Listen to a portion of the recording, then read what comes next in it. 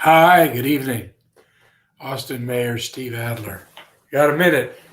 We're going to go over the virus numbers pretty quickly tonight. Tomorrow we have a briefing from Dr. Escott and Director Hayden. So we'll have a lot more data tomorrow. But let's hit the numbers briefly that we have. Let's begin with the dashboard that we use to set the risk levels that we're in. It's always the dashboard that we begin with. Let me see if we can find it here. Key indicators, let's share it. And you can see that the number of new admissions down at 19. Yesterday, that number was at, was at 17. The 7-day moving average at 22. So we continue to head down, but mostly flat, as you can see from the chart in the middle of the page. 91 is the 7-day moving average of new cases, and we're at 115. 2 days ago, that number was 97. Yesterday, it was 85. We're up at 115, higher than the 7-day moving average.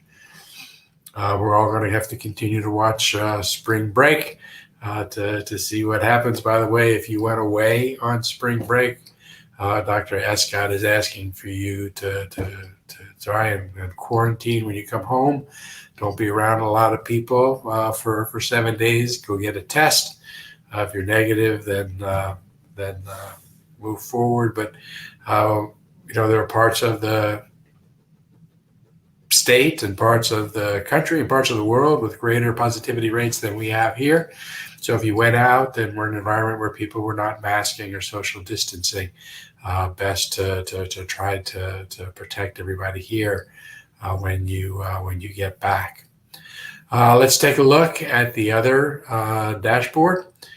This is the one that talks to us about who we have in the hospitals and the like. The Austin Travis County dashboard. Let's share that.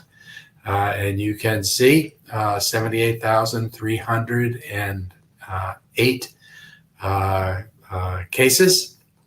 Number of people hospitalized, 151. The 7-day moving average is 165.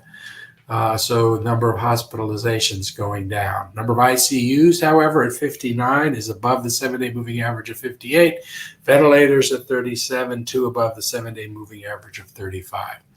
Again, numbers indicating kind of a plateauing, which we need to push down as best we can. Number of people that passed away, 802. That's been the number here for the last few days, which is a good thing to see. The way that we were doing testing is we tested a lot of the folks that were in our nursing homes, a lot of the older folks that were the ones that were your highest risk getting into hospitals and ICUs. Now our new cases, predominantly younger folks, but not maybe ending up in the hospitals the same way, although certainly they do. We're in a good place right now. We need people to continue masking. Dr. Escott, as we've said on previous days, taking a look at opening up more and more places, more and more ways, but the continued behavior that we need to do is to wear the masks. I was out a lot this past weekend around in the city, just seeing what people were doing, and was pleased to see and really appreciate the number of stores still requiring people to wear masks and the adoption for masks still in our community. On Saturday, the city of Austin hosted a drive-through vaccination pilot at the Tony Berger Center.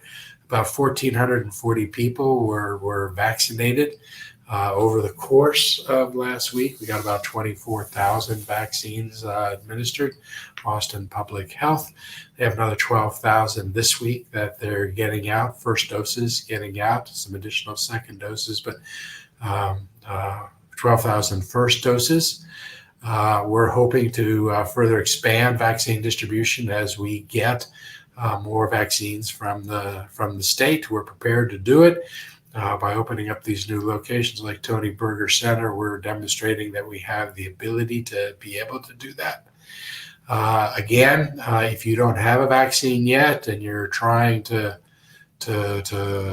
find where you can get the vaccine, you can go on Austin Public Health to get it. I'll talk about that here in just a second. But if you can't get to Austin Public Health, or you want to check other locations, remember that most of the vaccines in our city are not being given out by Austin Public Health.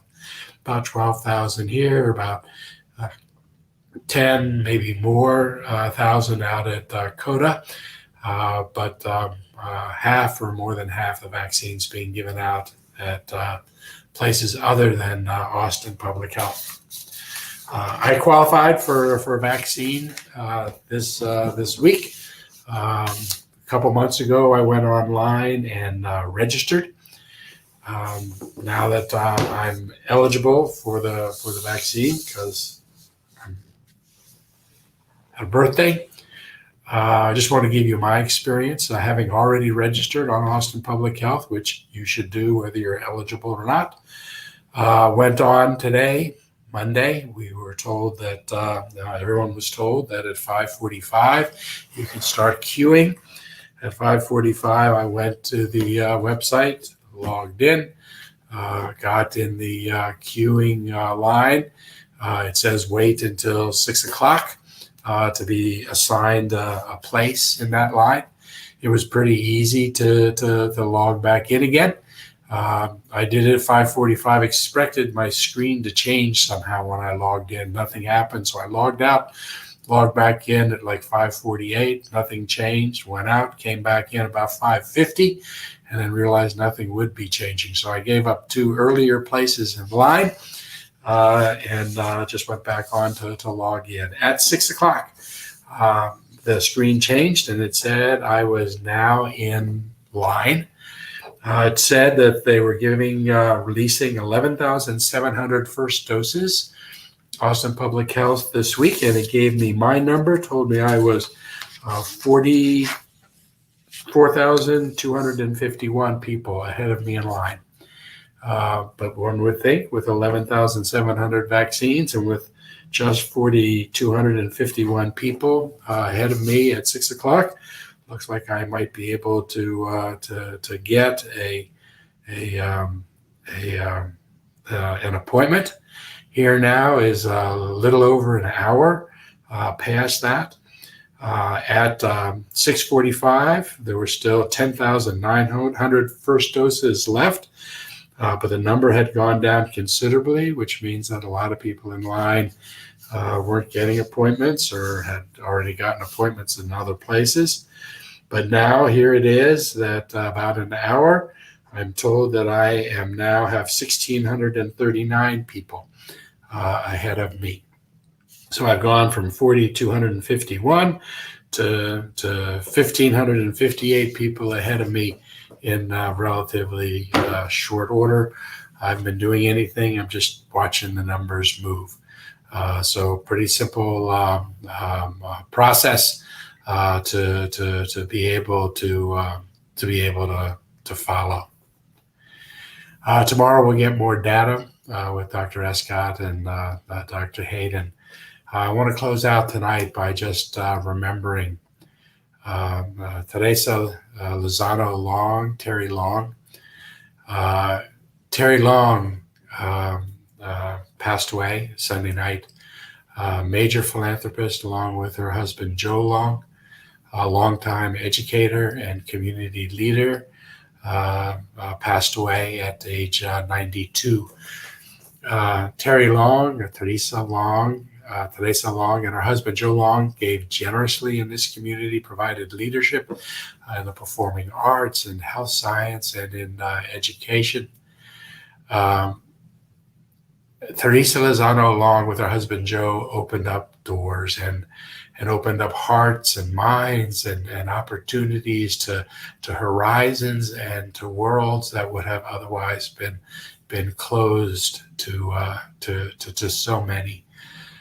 It was an incredible honor of mine to have known the Longs. I worked with them when they were the moving forces behind raising the dollars for the Long Center, philanthropic effort. It was a huge lift at a time when our economy was not strong, and the two of them made that happen. But also to be around in her orbit as they gifted and started and inspired programs in the University of Texas and in many different places and in different cities. I can shut my eyes and still feel the pride and appreciation and warmth that would come with her smile and her support, which she always gave so readily. Austin does not have royalty, but if we did, Terry Long would have been among our royalty. On Sunday night, we lost Austin royalty. Please, we all hope, thought and prayers, Joe Long, their children, rest in peace and power. Teresa Lozano Long. With that, you all have a good night. Be safe. Tomorrow we'll have a lot more data for everybody to take a look at. Take care.